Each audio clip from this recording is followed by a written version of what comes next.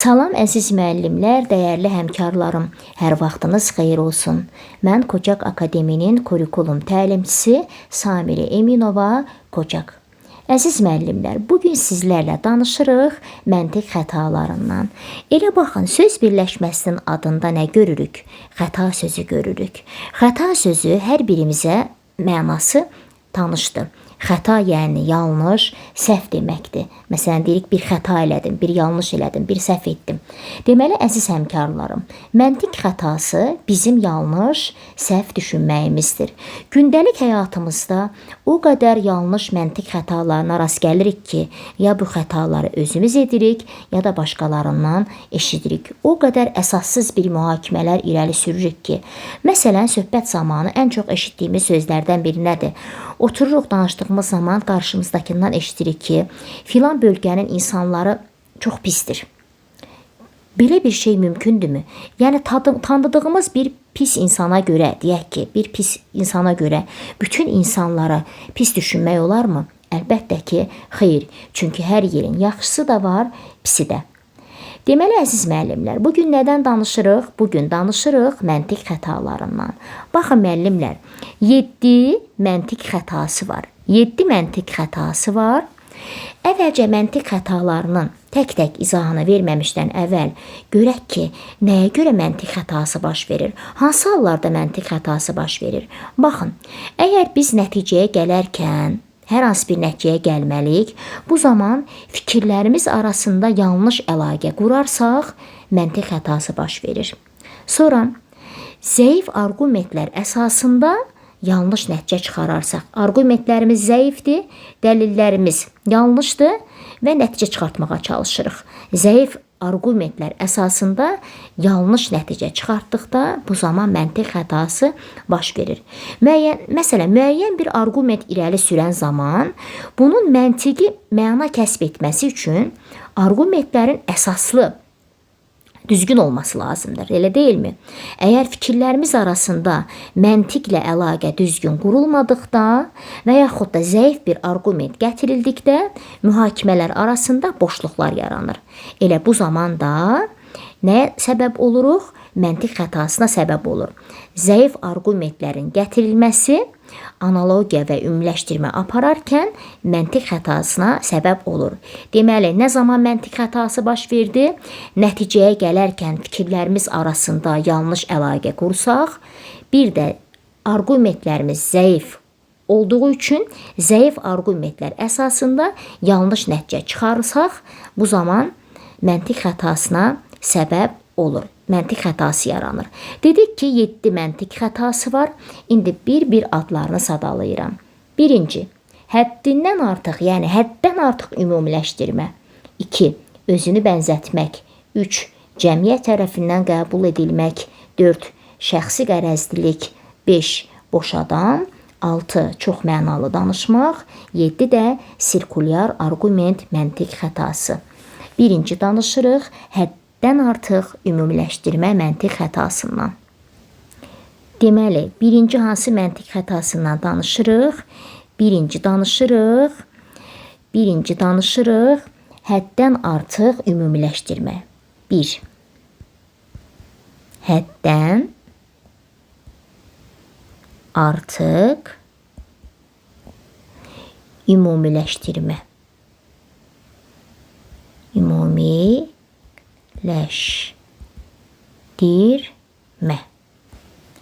Deməli, əziz müəllimlər, çalışacağam ki, hər birinin sadə izahını verim. Deməli, həddən artıq ümumiləşdirmədən danışırıq. Baxın, burada belə bir qızıl qayda var ki, 1-2 nümunəni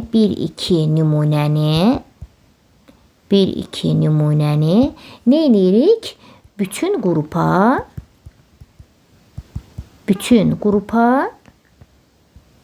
aid edirik düşüncəsi var. Edirik düşüncəsi.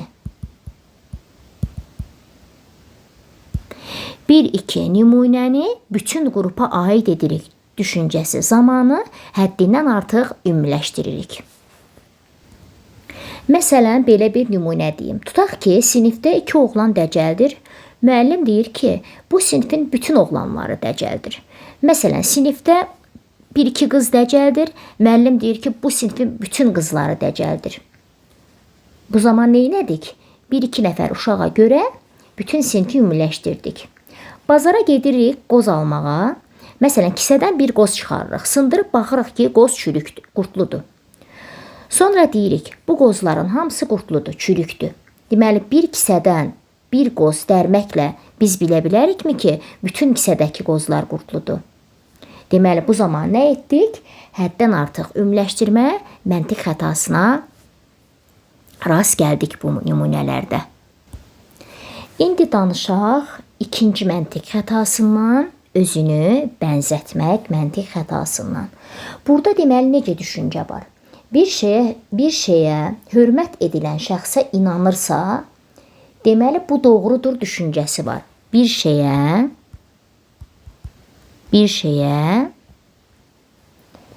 hörmət edilən şəxs inanırsa,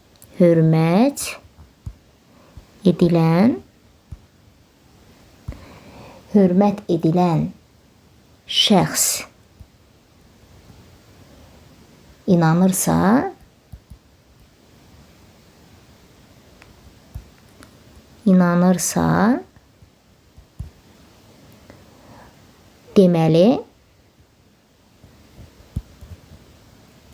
bu doğrudur düşüncəsi. Bu doğrudur düşüncəsi. Deməli, burada nə var? Bir şeyə hörmət edilən şəxs inanırsa, deməli, bu doğrudur düşüncəsi var özünü bənzətmək məntiq xətasında. Yəni, hörmət etdiyimiz şəxsə inanırıq, onun düşüncəsi deməli doğrudur. Burada bu məntiq xətası var. Məsələn, şagird görür ki, sinifdə ən yaxşı oxuyan yoldaşı ağ rəngli kürk geyinir. Gəlir evdə deyir ki, mən də ağ rəngli kürk istəyirəm, mənə də ağ rəngli kürkdən alın. Məktəbimizin ən yaxşı oxuyan şagirdi həkim olmaq istəyir. Mən də həkim olacağam.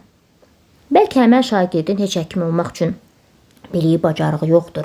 Hər kəs öz potensialına, öz imkanına baxmadan neynəməlidir? Fikir irəli sürə bilərmi? Bu da məntiq xətasından biridir, yanlış məntiq xətasından. Neynətdik? Tanınmış şəxsə özünü bənzətdik, inanılan şəxsə özünü bənzətdik.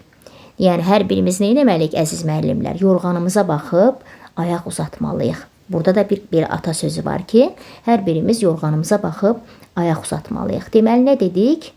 Nə dedik? Özünü bənzətmək məntiq xətasında bir şeyə hörmət edilən şəxs inanırsa, deməli, bu məntiq xətası var ki, bu doğrudur. İnandığımız şəxsin sözünə inanırıq. Onun hörmət edilən şəxsin dediyinə inanırıq. O deyibsə, deməli, bu doğrudur, məntiq xətası var burada. Yenə bayaq dedim, sinif yoldaşım kürk giyinir, sinif yoldaşım saçını yığır, belə ən yaxşı oxuyanlardan biri, mən də saçımı belə yığın, mənə də belə paltar alın düşüncəsi. Bu da yanlış məntiq xətalarından biridir. Deməli, nədən danışdıq? Həddən artıq ümumiləşdirmədən, bir də özünü bənzətmək məntiq xətasından. Deməli, üçüncü məntiq xətamız cəmiyyət tərəfindən qəbul edilmək. Elə adından da göründüyü kimi cəmiyyət tərəfindən qəbul edilmək. Deməli, burada qızıl qayda odur ki, cəmiyyətin etdiyini təkrarlasaq, hər kəsin etdiyini təkrarlasaq, yəni hamı nə edir, mən də onu edirəm. Cəmiyyət nə edir, mən də onu etməliyəm. Təkrarlasaq, cəmiyyət tərəfindən qəbul olunmaq məntiq xətasına yol veririk. Burada da qızıl qayda nə oldu? Cəmiyyətin etdiyini təkrarlamaq, hər kəsin etdiyini təkrarlamaq. Cəmiyyət tərəfindən qəbul olunmaq xətasında qızıl qaydadır. Yəni, hər kəsin, cəmiyyətin, bütün insanların etdiyini edirəmsə, bu cəmiyyət tərəfindən qəbul olunmaq məntiq xətasıdır. Əziz müəllimlər, hamı edəni biz də etməliyikmi? Əlbəttə ki, xeyr. Baxın müəllimlər, bu məntiq xətası özünü bənzətmək məntiq xətasına bənzəyir. Ancaq burada bir fərq var ki, özünü bənzətmək məntiq xətasında bir məşhur inanılan şəxsi özünü bənzədirik. Amma cəmiyyət tərəfindən qəbul olunmaq məntiq xətasında isə burada bütün cəmiyyəti, hamını nəzərdə tuturuq. Yenə deyirəm, Deməli, bu məntiq xətası özünü bənzətmək məntiq xətasına bənzəyir. Ancaq burada bir fərq var ki, özünü bənzətmək məntiq xətasında bir məşhur inanılan şəxsə özünü bənzədirsən, amma cəmiyyət tərəfindən qəbul olunmaq məntiq xətasında isə hamını nəzərdə tutur. Yəni hamıya bənzətmək, cəmiyyətə bənzətmək nəzərdə tutulur. Yəni cəmiyyət edəni etmək nəzərdə tutulur. Cəmiyyət tərəfindən qəbul edilmək məntiq xətasına bir nümunə deyim.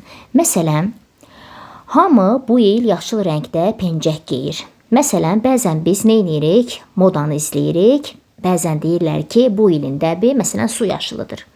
Hə, mən də bu il bu rəngdə pencək ya da ayaqqabı geyinməliyəm. Nə etdim? Cəmiyyət tərəfindən qəbul olunmaq məntiq xətasına yol verdim. Bəlkə o rəng sənə heç yaraşmayacaq. Yəni, bir işi xalqın xatirinə edirəmsə, o cəmiyyət tərəfindən qəbul olunmaq məntiq xətasına yol verir. Məsələn, hamı dəbdə olan sarı rəngdə köynək geyir, paltarlar geyir. Deməli, mən də sarı rəngdə paltar alıb geyinməliyəm. Bəlkə geyindiyim o sarı rəng heç mənə yaraşmayacaq. Neynədim? Hamının etdiyini mən də etdim. Bu zaman hansı xətaya yol verdim? Cəmiyyət tərəfindən qəbul edilmək məntiq xətasına yol vermiş oldum.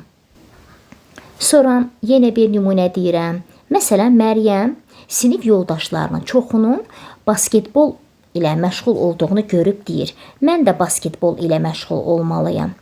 Burada fikir verirsək ki, bir şəxsə deyil, çoxu özümüzü bənzədirik. Çoxu özümüzü bənzətmə var. Yəni, burada nə var? Cəmiyyət tərəfindən qəbul olunmaq məntiq xətası var.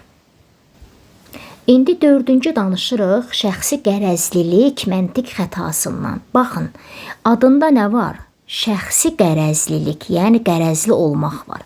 Qərəzli olmaq var. Burada da qaydada deyilir ki, fikrə deyil. Yəni, həmən adamın kiminsə söylədiyi fikrə deyil, fikrə yönəlmirik. Fikri səsləndirən, fikri söyləyən şəxsə əsaslanıb fikir yürütmək düşüncəmiz var. Yəni, adamın fikrini bir kənara qoyuruq, həmin adamın şəxsinə yönəlirik.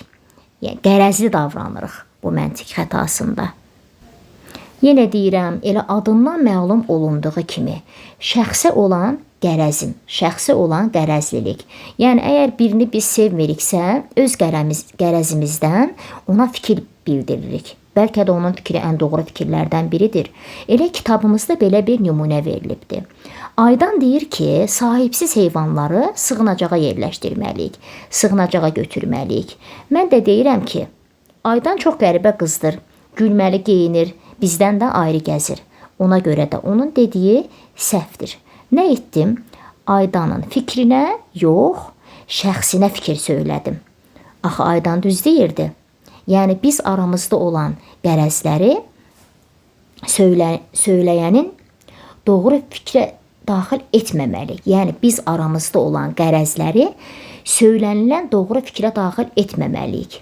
Yəni, adamın fikri doğrudur, qarşımızdakının fikri doğrudur. Biz onu sevməsək də, onunla aramızda hər hansı bir qərəz olmuş olsa belə, onun fikirləri doğrudursa, həmən fikrə söz söyləməliyik. Yəni, doğru deyirsə, doğrusunu deməliyik ki, bəli, düz deyir.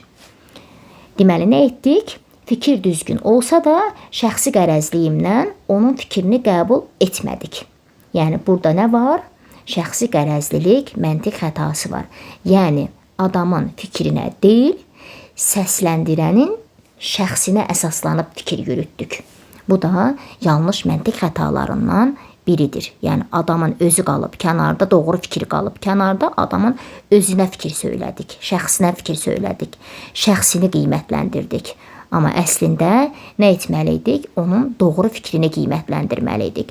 Bu da şəxsi qərəzlilik məntiq xətasıdır. İndi danışırıq 5-ci məntiq xətasından, boş adam xətası. Burada deyilən əsas arqumenti kənara qoyub, məsələni başqa tərəfə çəkmək, başqa istiqamətə yönəltməkdir. Yəni, fikri əlaqəsiz yerə yönəldirik. Bunu edən şəxsin əsas məqsədi odur ki, öz mövqeyini nəyin bahasına olursa olsun gücləndirməkdən ibarətdir. Yəni, öz dediyini gücləndirməkdən ibarətdir. Deyilən əsas arqumenti kənara qoyuruq, məsələni başqa fərqli istiqamətə yönəltməkdir. Bu, boş adam məntiq xətasının əsası. Deməli, belə insanlar fikir yürüdərkən hadisələrə soyuq yanaşır. Çox üzr istəyirəm ifadəmə görə. Necə danışır? Boş-boş danışır. Yəni, dediyi sözündə də heç bir məna yoxdur. Belə bir nümunə deyim boş adam xətasına, boş adam məntiq xətasına belə bir nümunə deyim. Müəllim fizika dərsində deyir ki, fizika dərsində müəllim şagirdlərə deyir ki, baxın uşaqlar, bu tipli məsələləri həll etməyiniz üçün bu düsturlar var ki, onları təkrarlamaq lazımdır. Şagird də deyir ki, siz deyirsiniz ki, mən düsturları təkrarlamıram. Şagird nə etdi? Müəllimin dediyi həqiqəti kənarda qoyub, özünün boş-boş fikrini söylədi. Yəni, özünün boş-boş sözünü söylədi. Müəllimin dediyini kənara qoydu, məsələni başqa tərəfə çəkdi. Fikri əlaqəsiz bir yerə yönəltdi. Bu elə nə oldu? Boş adam məntiq xətası oldu. Bəzən elə insanlarla rastlaşırıq ki, elə insanlar olur ki, nə edirsən, et, sən öz doğrunu ona qəbullandıra bilmirsən. Elə ancaq öz dediyini deyir. Nə edir? Boş-boş danışır. İndi keçirik çoxmənalı danışmaq məntiq xətasına. 6-cı məntiq xətası çoxmənalı danışmaq məntiq xətası. Əziz müəllimlər, burada da elə adından göründüyü kimi çoxmənalı danışmaq. Yəni burada danışanın məqsədi odur ki, auditoriyanın fikrini yayındırsın və sonra dediyi sözü fərqli istiqamətə çəksin. Deməli, fərqli mənada anlaşıla bilən sözlərdən nitqində istifadə eləyir. Bir də məqsədi nədir? Auditoriyanın fikrini yayındırmaq, dediyi sözü fərqli istiqamətlərə çəkmək. Yəni, bir növ söz oyunu oynamaq. Müəllim şagirdə deyir ki, sənə verdiyim tapşırığı düzgün yerinə yetirməmisən. Sizə deyilmişdi ki, tapşırığı sərbəst işləyin. Hər kəs ayrılıqda araşdırma aparsın. Şagird əvəzində müəllimə deyir ki, biz öz aramızda danışmamışıq. Sadəcə bir neçə şəkil, mesaj göndərmişik. Burada şagird nə etdi? Sözü çevirdi. Yəni, söz oyunu oynadı. Deməli, baxın müəllimlər, çoxmənalı danışmaq məntiq xətasında, şagirdin danışığında bir məna olur. Yəni, bu məna boş olmur, boş adam məntiq xətasındakı kimi. Boş adam məntiq xətasında şagird boş-boş danışır. Amma çoxmənalı danışmaq məntiq xətasında, burada məna boş olmur. Şagirdin danışığında bir məna olur, boş olmur. Sadəcə nə edir? Fərqli mənada anlaşıla bilən sözlərdən istifadə edir nitqində. Məqsədi müəllimin fikrini yayındırmaq, auditoriyanın fikrini yayındırmaq, dediyi sözü fərqli istiqamətə çəkməkdir. Çoxmənalı danışmaq məntiq xətasında. Keçək ən sonuncu məntiq xətasına, sirkulyar arqument məntiq xətası. Bu məntiq xətasını testlərdə tapmaq çox asandır, əziz müəllimlər. Deməli, burada, baxın, bunu da anlaşılan sadə dildə izah edəcəyim. Məsələn, evdə deyirik ki, övladımıza qayçı ilə oynamaq olmaz. Uşaq da bizdən soruşur, niyə? Yenə də deyirik ki, qayçı ilə oynamaq olmaz. Yəni, neynədik? Uşağa, yəni bir fikri dedik, ikinci niyəsini soruşdu, cavabında yenə eyni şeyi dedik. Yəni fikirlər neynədi? Təkrarlandı. Yəni əvvəlcədən deyilmiş fikrə dəyişərək istinad edilir. Yəni eyni şeyi dedik. Sadəcə dəyişdiririk, amma yenə eyni fikri deyirik. Məsələn, daha bir nümunə deyim. Müəllim deyir ki, summativ testləri köçürmək olmaz. Çünki sənin gələcək uğuruna mənfi təsir edəcək. Baxın, müəllimin sözü nə oldu? Deyir ki, summativ testləri köçürmək olmaz. Sənin gələcək uğuruna mənfi təsir edəcək. Şagird də deyir ki, mən summativləri köçürmürəm. Çünki gələcək uğuruma mənfi təsir edəcək. Elə nə elədi? Müəllim nə dedisə, şagird də onu dedi. Deməli, sirkulyar arqument məntiq xətasında elə fikirlər eyni sabit qaldı. Deməli, əziz müəllimlər, biz 7 məntiq xətasından danışdıq. Dedik ki, bu mövzu çox maraqlı mövzudur. Çox da testlərdə tapmaq asan olur, diqqət yetirsək.